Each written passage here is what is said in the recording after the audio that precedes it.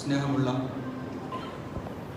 സഹോദരങ്ങളെ, അള്ളാഹുവിൻ്റെ വിധിവിലക്കുകൾ അനുസരിച്ചുകൊണ്ട് തഖ്വ കൈവിടാതെ ജീവിക്കണേ എന്ന് ആദ്യമായി എല്ലാവരെയും വസിയ്യത്ത് ചെയ്യുകയാണ്. മുത്തഖികളായി ജീവിച്ച് മരണപ്പെടാനുള്ള തൗഫീഖ് നൽകി അല്ലാഹു സുബ്ഹാനഹു വ തആല നമ്മെ എല്ലാവരെയും അനുഗ്രഹിക്കുമാറാണ്. റോമാ സൈന്യം മുസ്ലിങ്ങളുമായുള്ള യുദ്ധത്തിൽ തുടർച്ചയായി പരാജയപ്പെട്ടപ്പോൾ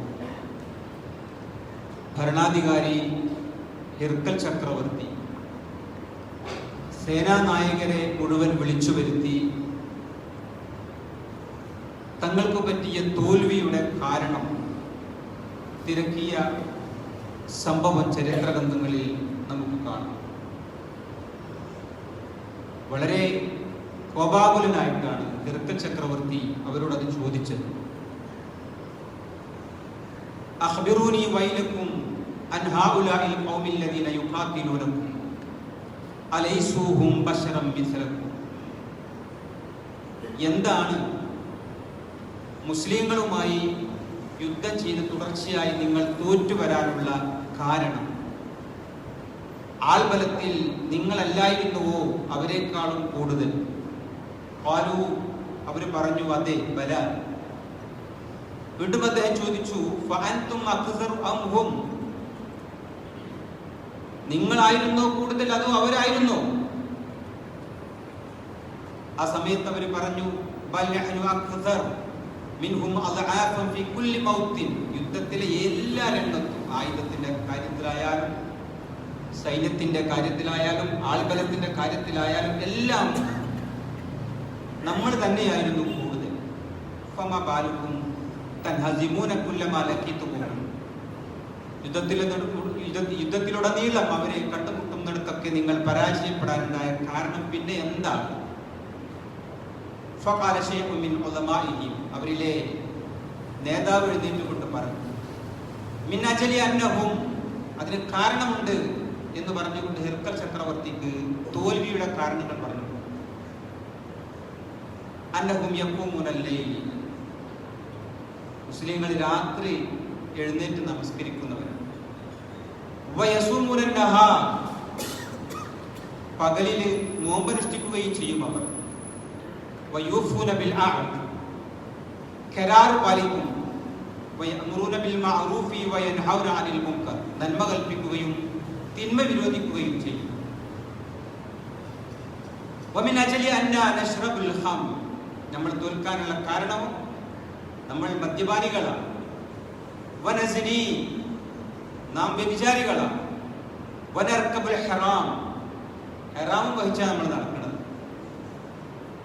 വനൻഖുദുൽ അഹ്ദ, കരാർ ലംഘിക്കുന്നവരാണ് നമ്മൾ. വനദ്ലിമു, അക്രമികളാണ് നമ്മൾ.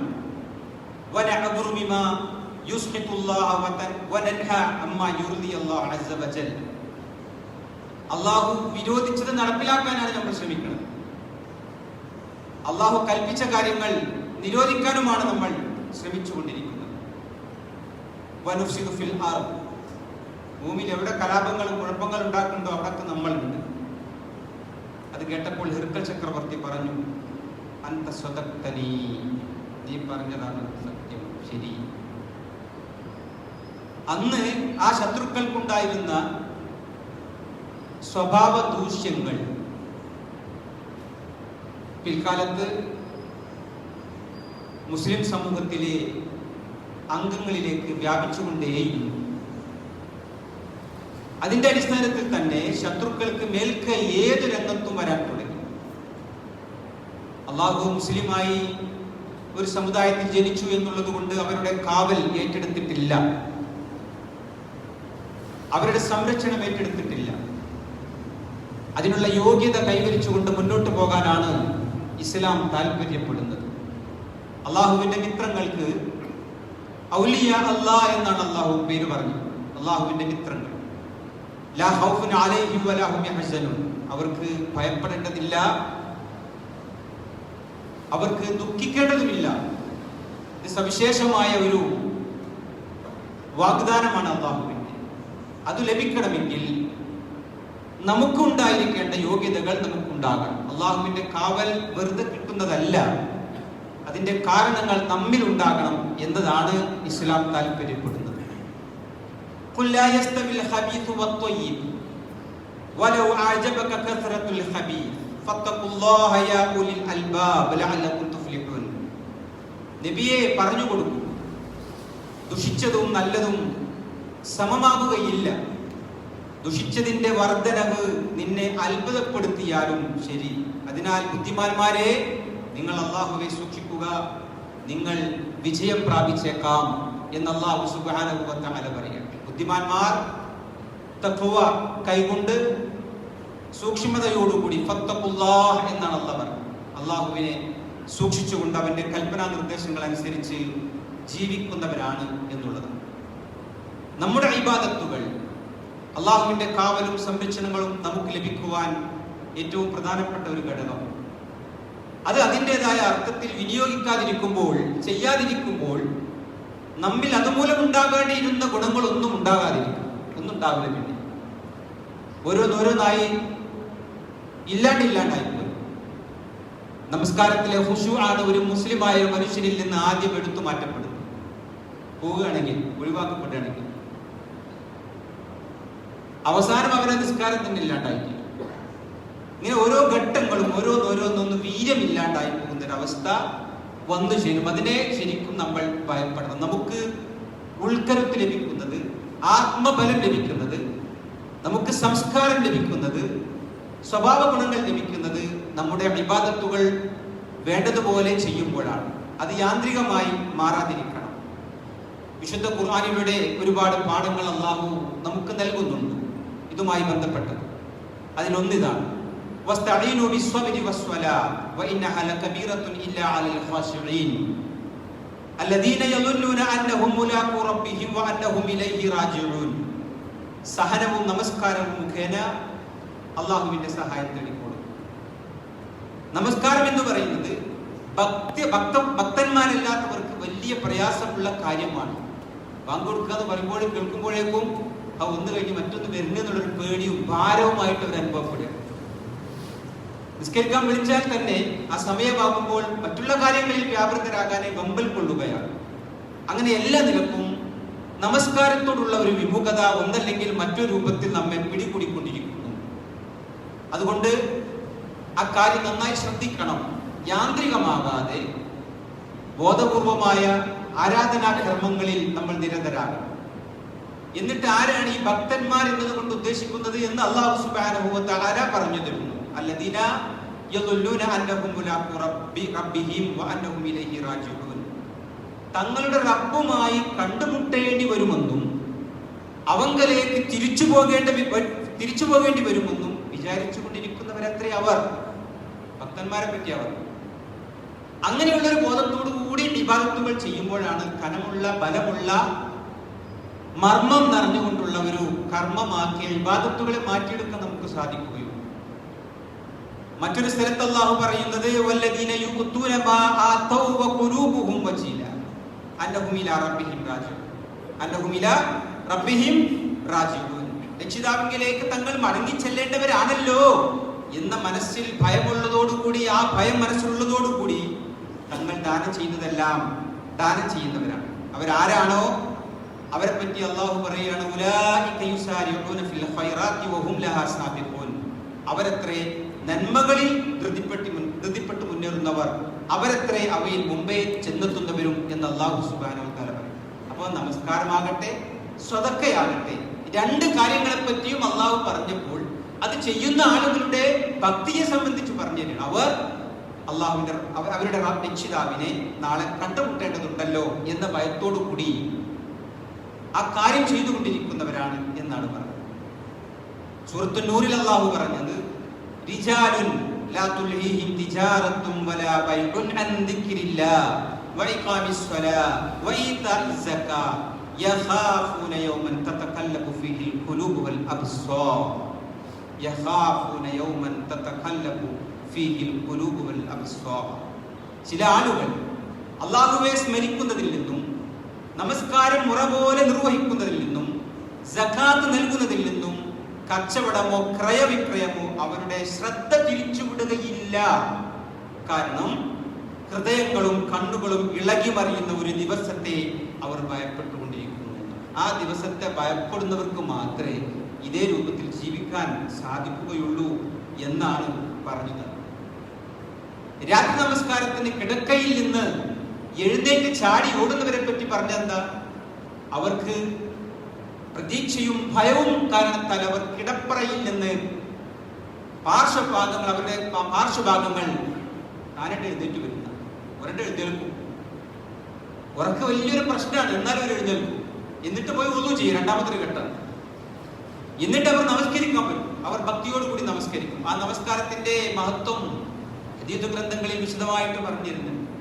വിശുദ്ധ ഖുർആനിൽ പ്രവാചകന്റെ രാത്രി നമസ്കാരത്തിന്റെ മഹിമയും അത് പ്രവാചകൻ സല്ലല്ലാഹു അലൈഹി വസല്ലമക്ക് ഉണ്ടാക്കി കൊടുത്തിട്ടുള്ള ആത്മീയമായ നേട്ടങ്ങളും ഭൗതികമായ യശസ്സും എന്താണെന്ന് വിശദീകരിക്കുന്ന ആയത്തുകളും സൂറത്ത് മുസ്സമ്മിൽ പോലെയുള്ള സൂറത്തുകൾ വായിക്കുമ്പോൾ നമുക്ക് മനസ്സിലാക്കാൻ സാധിക്കുന്നതാണ്. അങ്ങനെ എഴുന്നേൽക്കുവാൻ അവരെ പ്രേരിപ്പിക്കുന്നത് എന്താണ്? തങ്ങളുടെ രക്ഷിതാവിനെ പറ്റിയുള്ള ഭയപ്പാടും പ്രതീക്ഷയും. വെറും പേടിയല്ല. ഇങ്ങനെയൊക്കെ ചെയ്താൽ ലഭിക്കുന്ന നേട്ടങ്ങളെ സംബന്ധിച്ചിട്ടുള്ള ആയത്തുകളും ഹദീസുകളും ഒക്കെ പഠിച്ച് അവർ ധന്യരാണ്, ആത്മീയമായി ധന്യരാണ്. അവർ താനെ എഴുന്നേൽക്കുന്ന, അവർ ബാങ്ക് കേൾക്കുമ്പോൾ താനെ പള്ളിയിലേക്ക് എവിടെയാണോ അവിടേക്ക് അവർ നമസ്കാരം നിർവഹിക്കാനായി കടന്നു ചെല്ലും എന്ന് തന്നെയാണ് ഖുർആൻ ഹദീസ് നമുക്ക് പഠിപ്പിച്ചു തരുന്നത്. നോക്കൂ, നിങ്ങൾ സ്വർഗത്തെ കുറിച്ച് ഒരുപാട് കേൾക്കുന്നു, ഒരുപാട് വായനകൾ കേൾക്കുന്നു, ഖുർആൻ തഫ്സീറെടുത്ത് വായിച്ചു നോക്കുന്നു, ഒക്കെ നമുക്കുണ്ട്. പക്ഷെ കയറേണ്ടതുപോലെ കയറാത്തത് കൊണ്ടുള്ള കുഴപ്പമുണ്ടോ എന്ന് ശരിക്കും നമ്മളെ പറ്റി തന്നെ അറിയും. നരകത്തെ പറ്റിയുള്ള ഒരു മുസ്ലിമായൊരു മനുഷ്യനെ ഓതുമ്പോൾ, വിശുദ്ധ ഖുർആനിൽ ആയത്തുകൾ ഓതുമ്പോൾ നരകത്തെ കുറിച്ച് അങ്ങേറ്റം പേടി വരും. എത്ര ഓതിയിട്ടും പേടി വരുന്നില്ല, എത്ര തഫ്സീറുകൾ കണ്ടിട്ടും പേടി വരുന്നില്ല, എത്ര ഖുതുബകൾ കേട്ടിട്ടും പേടി വരേണ്ട രൂപത്തിൽ വരുന്നില്ല. എവിടെയോ ഒരു കുഴപ്പം. അതെന്താന്ന് വെച്ചാൽ സ്വർഗത്തെ പ്രതീക്ഷിച്ചുകൊണ്ട് നമുക്കൊരു അമലും ചെയ്യാനാവാത്ത വിധം നമ്മൾ എവിടെയോ വ്യാപൃതരാണ് എന്നതാണ്. നരകത്തിൽ നിന്ന് രക്ഷപ്പെടണം എന്ന് വിചാരിച്ചുകൊണ്ട് ഇബാദത്തുകൾ നിർവഹിക്കുന്നിടത്ത് എവിടൊക്കെയോ വീഴ്ചകൾ വരികയാണ്. നമ്മുടെ ജീവിതം നമ്മൾ മുച്ചൂടം മാറ്റി എടുത്താൽ മാത്രമേ അള്ളാഹുവിന്റെ കാവലും സംരക്ഷണവും അള്ളാഹു റസൂലും വാഗ്ദാനം ചെയ്തതുപോലെ നമുക്ക് ലഭിക്കുകയുള്ളൂ. അത് ലഭിച്ചു കഴിഞ്ഞാൽ നമുക്ക് പിന്നെ ആരെയും പേടിക്കേണ്ടതില്ല, ഒരു ദുഃഖവും നമ്മെ വേട്ടയാടുകയുമില്ല.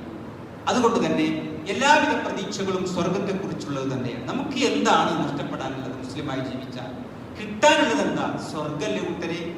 ആ സ്വർഗം കിട്ടാൻ എന്താണ് അവസ്ഥ? സ്വഹാബികൾ നബി സല്ലല്ലാഹു അലൈഹി വസല്ലമിന്റെ അടുക്കലേക്ക് ഓരോ വിഷയങ്ങൾ പറഞ്ഞുകൊണ്ട് അവർക്കൊക്കെയും അള്ളാഹുവിന്റെ റസൂൽ ഈ ബോധം ഉണ്ടാക്കി കൊടുക്കുകയായിരുന്നു. ഒരിക്കലൊരു സഹോദരി കടന്നു വന്നിട്ട് അവരെ ജീവിതത്തിൽ അലട്ടിക്കൊണ്ടിരിക്കുന്ന ഏറ്റവും വലിയൊരു പ്രയാസം, അവർക്ക് അപസ്മാര രോഗം ഉണ്ടായിരുന്നു എന്നുള്ളതാണ്. അവരെ നബി സല്ലല്ലാഹു അലൈഹി വസല്ലമയുടെ അടുക്കൽ വന്നുകൊണ്ട് ഒരിക്കൽ പറഞ്ഞു, അള്ളാഹുവിന്റെ ദൂതരെ, അങ്ങ് എനിക്ക് വേണ്ടി ഒന്ന് പ്രാർത്ഥിക്കും, ഞാനിങ്ങനെ അപസ്മാരപ്പെട്ട് വീണ ഒരു പ്രശ്നമുണ്ട്. നബി സല്ലല്ലാഹു അലൈഹി വസല്ലമ അത് കേട്ടപ്പോൾ അവരോട് പറഞ്ഞു, ഇൻ ശിഇതി സ്വബർതി വലക്കൽ ജന്ന. സഹോദരി, നീ ക്ഷമിക്കുകയാണെങ്കിൽ നിനക്ക് സ്വർഗമുണ്ട്.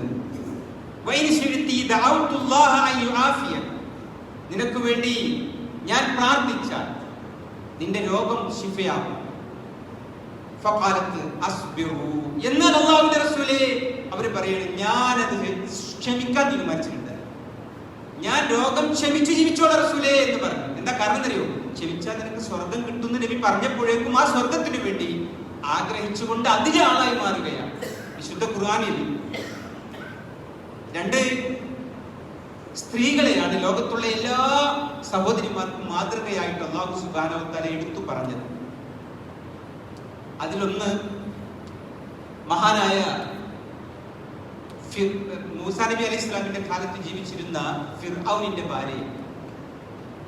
ഫിർഔന്റെ ഭാര്യ ഒരു ഭാഗത്ത് മൂസാ നബി അലൈഹി സ്വലാം പഠിപ്പിച്ചു കൊടുക്കുന്ന ദീന് സ്വീകരിച്ചു, അപ്പുറത്ത് അതിന്റെ നേരെ ദീന് കൊണ്ടു നടക്കുന്ന നേതാവാണ് ഭരണാധികാരി. അന റബ്ബുക്കുമുൽ അഅല എന്ന് പറഞ്ഞ്, ഞാനാണ് ഉന്നതനായ റബ്ബ് എന്ന് പറഞ്ഞ് അഹങ്കാരത്തിന്റെ അങ്ങേയറ്റത്ത് എത്തി നിൽക്കുന്ന അദ്ദേഹത്തിന്റെ ഭാര്യയാണ് അദ്ദേഹം ശത്രുവായി കിടന്ന മൂസാ നബി അലൈഹി സ്വലാമിൽ പഠിപ്പിച്ചു കൊടുത്തിട്ടുള്ള റബ്ബിൽ വിശ്വസിക്കുന്നത്. ആ റബ്ബിലുള്ള വിശ്വാസം പോലെ കയറിയപ്പോൾ ഒരുപാട് സമ്മർദ്ദങ്ങൾ ഭരണാധികാരിയും അവരുടെ കുടുംബവും കൂട്ടുകാരും ഉണ്ടാക്കുകയായി. അവരെ ബഹിഷ്കരിക്കാൻ തീരുമാനിക്കുകയാണ്. അവരെ കൊട്ടാരത്തിൽ ഹാജരാക്കാൻ പറയും. എന്ത് ബഹിഷ്കരണം നടത്തിയിട്ടും, എന്ത് പ്രകോപനങ്ങൾ നടത്തിയിട്ടും, എന്ത് പ്രലോഭനങ്ങൾ നടത്തിയിട്ടും അവർ വീണില്ല. ഫിറഔന്റെ തന്ത്രത്തിൽ വീണില്ല. ലോകത്തെ ഏറ്റവും വലിയ അഹങ്കാരത്തിന്റെ അവസ്ഥ എന്തായിരിക്കും? അത് അവിടെ പ്രകടിപ്പിക്കാൻ പോവുകയാണ്. അങ്ങേയറ്റം അപമാനിതനാകാം. പിന്നെ വിടൂ, അവരെ കൊട്ടാരത്തിൽ ഹാജരാക്കാൻ പറഞ്ഞു. ചരിത്ര ഗ്രന്ഥങ്ങൾ ഇങ്ങനെ കാണാം. അതിന്റെ കുറച്ച് രുചിമൂലിയൊക്കെ കൊടുത്തിട്ടുണ്ട് ചരിത്രത്തിന്റെ ഉള്ളു. പക്ഷേ ഒരു വസ്തുതയുണ്ട്. അവരെ തീക്കുണ്ടാരത്തിൽ എറിയാൻ തീരുമാനിക്കുക. എറിയുന്നതിന് മുമ്പ് കൊട്ടാരത്തിൽ ഭരണാധികാരി അദ്ദേഹത്തിന്റെ സേനാനായകന്മാരെയും രാജ്യത്തെ പ്രഭുക്കന്മാരെയും ഒക്കെ കൊണ്ടുവന്ന് ഹാജരാക്കിയിട്ട് തനിക്ക് സംഭവിച്ച അപമാനത്തിൽ നിന്ന് ഞെളിഞ്ഞ് രക്ഷപ്പെടാനുള്ള ശ്രമം നടത്താം. തീക്കുണ്ടാരത്തിൽ ഇരുമ്പ് തണ്ടുകൾ കുത്തിപ്പിടിച്ച് ചൂടാക്കി ചുട്ടുപഴുപ്പിച്ച് നിൽക്കുന്ന ക്രൂരന്മാരായ അദ്ദേഹത്തിന്റെ സേനാ അംഗങ്ങളെ കാണിച്ചു കൊടുത്തുകൊണ്ടും ആ തീക്കുണ്ടാരം ചൂണ്ടിക്കൊണ്ടും അവരോട് പറഞ്ഞുപോയി, ആസിയ, നീ മൂസ പഠിപ്പിച്ചിട്ടുള്ള മതത്തിൽ നിന്ന് മാറിയാൽ നിനക്കുള്ളത് രാജാവിന്റെ രാജ്ഞി എന്ന പദവിയാണ്. ഈ രാജകൊട്ടാരങ്ങളും കോട്ടക്കൊത്തലങ്ങളും മുഴുവനും നിനക്കുള്ളതാണ്. ഇവിടെയുള്ളവരെല്ലാവരും നിന്റെ അടിയാറുകളും പിന്നെ സേവകന്മാരുമാണ്. എന്താണ് വേണ്ടത്? അതെല്ലാം നിനക്കുള്ളതാണ്. ഇനി അതല്ല നീ പറഞ്ഞുകൊടുത്ത് തന്നെ നിൽക്കുകയാണെങ്കിൽ ഈ തീക്കുണ്ടാരത്തിലേക്ക് നഗ്നമാക്കി നിന്നെ വലിച്ചെറിയാൻ പോകണം. കുന്തമുനകൾ നിന്റെ ശരീരത്തിലേക്ക് കുത്തിക്കയറ്റാൻ പോകണം. ആ സമയത്ത് ആ മഹദി പറഞ്ഞ വാക്കുകൾ ലോകത്ത് അവസാനം ജനിച്ചു വളരാൻ പോകുന്ന മുസ്ലിമായ ഒരു മനുഷ്യനും ഓതാനിരിക്കുന്ന ഒരു ഗ്രന്ഥമാണ് വിശുദ്ധ ഖുർആൻ. അതിലേക്ക് അല്ലാഹു എടുത്ത് മുഹമ്മദ് നബി സ്വല്ലല്ലാഹു അലൈഹി വസല്ലമക്ക് വഹി നൽകിയിട്ട് ആ കാര്യം പഠിപ്പിച്ചു കൊടുത്തിരിക്കുകയാണ്. എന്താണത്? ആ തീക്കുണ്ടാരത്തിലേക്ക് എറിയപ്പെടാൻ വേണ്ടി ഒരുങ്ങി നിൽക്കുന്ന സമയമാണ്. അതൊക്കെ അവർക്കറിയാം. എറിയുമെന്നവർക്കറിയാം, ശിക്ഷിക്കുമെന്നവർക്കറിയാം, എന്ത് ക്രൂരതയും ചെയ്യുന്നവർക്ക്. ആ സമയത്ത് അവരുടെ ചുണ്ടുകളിൽ നിന്ന് പുറത്തേക്ക് വന്ന വാക്കുകൾ ഇത് ഖാലത്ത് റബ്ബി ബിനിലി ഇൻദക ബൈതം ഫിൽ ജന്ന. എന്റെ റബ്ബേ, എനിക്കിതൊന്നുമല്ല ആവശ്യം റബ്ബേ. കൊട്ടാരങ്ങളോ ഈ സേനാനായകന്മാരോ ഇവിടുത്തെ സേവകന്മാരോ ഒന്നുമല്ല റബ്ബേ എനിക്ക് ആവശ്യമുള്ളത്. റബ്ബി ബിനിലി ഇൻദക ബൈതം ഫിൽ ജന്ന. സ്വർഗത്തിൽ നിന്റെ അടുത്ത് ഒരു ഭവനം എനിക്ക് ഉണ്ടാകണം റബ്ബേ. അതാ ഞാൻ ആഗ്രഹിക്കുന്നത്. ഇതുപോലെ മഹാനായ യൂസുഫ് നബി അലൈഹി സ്വലാമിനെ ചെയ്യാത്ത കുറ്റത്തിന്റെ പേരിൽ ജയിലിൽ അടച്ചു. ചെയ്ത കുറ്റത്തിന്റെ പേരിൽ തന്നെ ജയിലിൽ അടച്ചാൽ എന്താണ് സങ്കടത്ര പ്രയാസങ്ങൾ, കുറ്റബോധവും കാര്യങ്ങളൊക്കെ എത്ര ഉണ്ടാവും. ചെയ്യാത്ത കുറ്റത്തിന്റെ പേരിൽ അപമാനങ്ങളെല്ലാം കൂടി അദ്ദേഹത്തിന്റെ തലയിൽ ചാർത്തി കൊടുത്ത് അവിടുത്തെ ഭരണാധികാരി അദ്ദേഹത്തെ ഇരുട്ടറയിൽ അടച്ചു, ജയിലിൽ അടച്ചു. എന്നിട്ട് ആ ഇരുട്ടറ അനുഭവിച്ചുകൊണ്ടിരിക്കെ അദ്ദേഹം പറഞ്ഞ വാക്കുകളും അല്ലാഹു വിശുദ്ധ ഖുർആനിൽ തന്നെ പറഞ്ഞിട്ടുണ്ട്. ആ പെണ്ണുണ്ടല്ലോ, വിചാരത്തിലേക്ക് ക്ഷണിച്ച പെണ്ണ്, ആ പെണ്ണ് വിളിച്ച ആ കാര്യത്തെക്കാൾ എന്റെ റബ്ബേ ഈ ഇരുട്ടറയാകുന്ന ജയിലാണ് എനിക്ക് ഉത്തമെന്നാണ്. അത് തെരഞ്ഞെടുക്കാനും ആഗ്രഹിക്കാനും നമ്മൾ എന്താണോ മുന്നിട്ട് വരുന്നത് അന്ന് നമ്മൾ നന്നാവും. വ്യക്തിപരമായി നമ്മൾ നന്നാവും, നമ്മുടെ കുടുംബം നന്നാവും. അങ്ങനെ വാർത്തെടുക്കപ്പെടുന്ന ഒരു സമൂഹം ഉണ്ടെങ്കിൽ അവർ നന്നാവും. അവരുടെ കാവലും അവരുടെ സംരക്ഷണവും അള്ളാഹു ഏറ്റെടുത്തിരിക്കുകയാണ്. അവർക്ക് നമസ്കാരത്തിൽ ഭക്തി ഉണ്ടാകും. അവർ സക്കാത്തിൽ കൊടുത്തു വിട്ടിക്കൊണ്ടേയിരിക്കും. സമയാസമയങ്ങൾ അവർക്ക് എപ്പോഴാണോ കൊടുക്കേണ്ടത് ആ സമയത്ത് അവർ വിട്ടിക്കൊണ്ടിരിക്കും.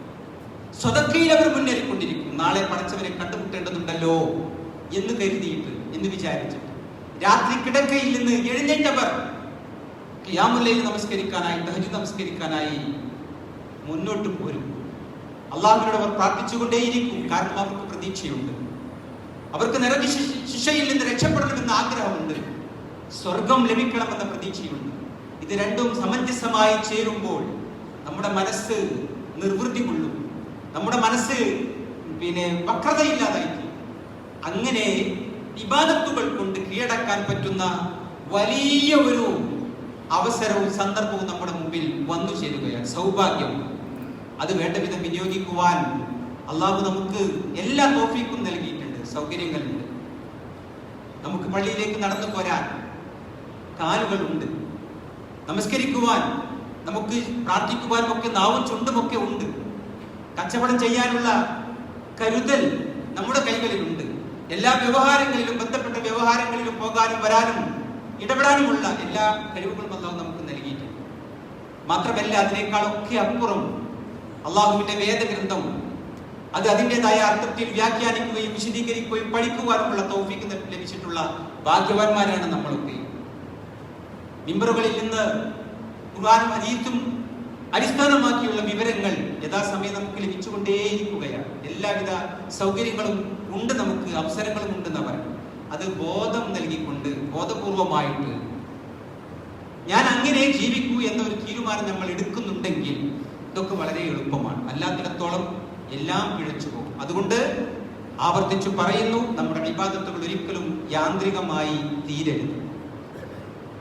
അള്ളാഹുവിങ്കിൽ നിന്ന് രക്ഷപ്പെട്ടുവാനും അള്ളാഹുവിനെ നാളെ കണ്ടുമുട്ടേണ്ടതുണ്ട് എന്ന ബോധം, ശരിയായ ബോധം ഉൾക്കൊണ്ടുകൊണ്ടും നമ്മൾ നമ്മുടെ കർമ്മങ്ങൾ നിർവഹിച്ചുകൊണ്ട് മുന്നോട്ട് പോകുക. എല്ലാ നിലക്കുമുള്ള സംരക്ഷണവും കാവലും അള്ളാഹു നൽകും. അള്ളാഹുവിന്റെ ഔദാര്യത്തിൽ നിന്ന്, ബർക്കത്തിൽ നിന്നും, റഹ്മത്തിൽ നിന്നും അള്ളാഹു നമുക്ക് നൽകിക്കൊണ്ടിരിക്കും. ലാ ഖൗഫുൻ അലൈഹിം വലാ ഹും യഹ്സനൂൻ എന്ന് പറഞ്ഞ അള്ളാഹുവിന്റെ വലിയവരുടെ കൂട്ടത്തിലേക്ക് ഉയരാൻ നമുക്ക് സാധിക്കും. റഹ്മാനായ അള്ളാഹു അതിനുള്ള തൗഫീഖ് നൽകി നമ്മളെ അനുഗ്രഹിക്കുമാറാകട്ടെ. അൽഹംദുലില്ലാഹി റബ്ബിൽ ആലമീൻ വസല്ലല്ലാഹു അലാ അഷ്റഫിൽ അംബിയാഇ വൽ മുർസലീൻ വഅലാ ആലിഹി വഅസ്ഹാബിഹി അജ്മഈൻ. യാ അയ്യുഹല്ലദീന ആമനൂ തഖുല്ലാഹ ഹഖ്ക തുഖാതിഹി വലാ തമൂതുന്ന ഇല്ലാ വഅൻതും മുസ്ലിമൂൻ. അല്ലാഹുവിന്റെ വിധിവിലക്കുകളെ മാനിച്ചുകൊണ്ട്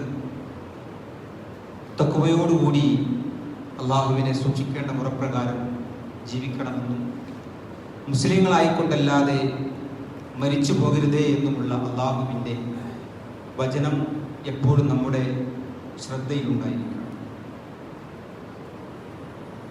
നമ്മുടെ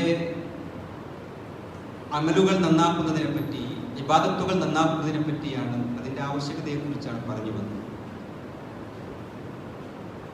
നമ്മൾ ചെയ്തുകൊണ്ടിരിക്കുന്ന അമലുകൾ അത് പൊളിഞ്ഞു പോകുന്ന കാര്യത്തെപ്പറ്റിയും അള്ളാഹുവിൻ്റെ റസൂല് സ്വല്ലല്ലാഹു അലൈഹി വസല്ലം നമുക്ക് മുന്നറിയിപ്പ് നൽകിയിട്ടുണ്ട്. എന്നിട്ട് ഏതുവരെ പറഞ്ഞു എന്ന് ചോദിച്ചാൽ, ഇന്ന അഖ്വഫ മാ അഖാഫു അലൈക്കുമുൽ യൗം അശ്ശിർകുൽ അസ്ഗർ. ഞാൻ ഇന്ന് നിങ്ങളിൽ ഭയപ്പെടുന്നത്, നബി സ്വഹാബത്തിനോട് പറയുന്നു, ശിർകുൽ അസ്ഗറാണ്. ചെറിയ ചെറിയ ശിർക്ക് ഉണ്ടാവും. അതെന്താണ്? വമ ശിർകുൽ അസ്ഗർ യാ റസൂലല്ലാഹ് ഖാല അരിയ. ചെയ്ത കാര്യങ്ങൾ എടുത്തു പറയുക, അതേപോലെ തന്നെ ആളുകൾ കാണാൻ വേണ്ടി കർമ്മങ്ങൾ നിർവഹിക്കുക. അങ്ങനെ ആയാൽ നമ്മുടെ കർമ്മങ്ങളൊന്നും നമ്മളെ കൂടെ ഉണ്ടാവും, പൊളിഞ്ഞു പോകും. അതാണ് പിൽക്കാലക്കാരായ ആളുകളിൽ വരാനിരിക്കുന്ന മറ്റൊരു വലിയ ദുരന്തം എന്ന് നബി സല്ലല്ലാഹു അലൈഹി വസല്ലം നമുക്ക് താക്കീത് നൽകുകയാണ്. നമ്മൾ നമുക്ക് വേണ്ടി ഇബാദത്തുകൾ ചെയ്യുന്നവരാവുക, ദാനധർമ്മം നിർവഹിക്കുന്നവരാവുക, സേവന പ്രവർത്തനങ്ങളിൽ നിരതരാവുക. അത് വേറെ ഒരു ഉദ്ദേശ്യവും വെച്ചുകൊണ്ടാവരുത്. അപ്പോൾ മാത്രമാണ് അത് സ്വീകരിക്കപ്പെടുകയും അതിൻ്റെ എല്ലാ ഗുണങ്ങളും നമുക്ക് ലഭിക്കുകയും ചെയ്യുക. നബി സല്ലല്ലാഹു അലൈഹി വസല്ലം പഠിപ്പിച്ചിട്ടുള്ള ഹദീസ് ഇന്ന അഖ്വഫ മാ അഖാഫു അലൈക്കുമുൽ യൗം അശ്ശിർകുൽ അസ്ഗർ എന്നാണ്.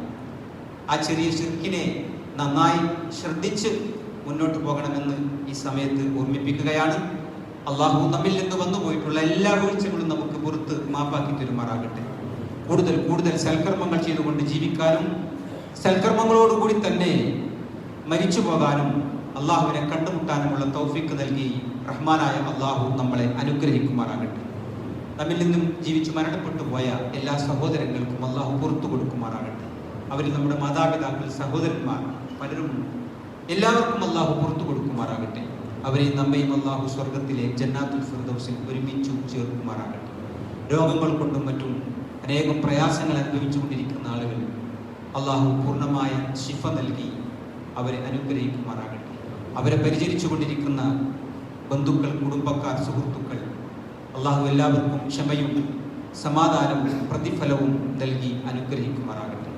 اللهم اغفر للمؤمنين والمؤمنات والمسلمين والمسلمات والأحياء منهم والأموات إنك مجيب الدعوات يا قاضي الحاجات ربنا آتنا في الدنيا حسنة وفي الآخرة حسنة وقنا عذاب النار اللهم أجرنا من النار اللهم أجرنا من النار اللهم أجرنا من النار وارحمنا يا أرحم الراحمين والحمد لله رب العالمين.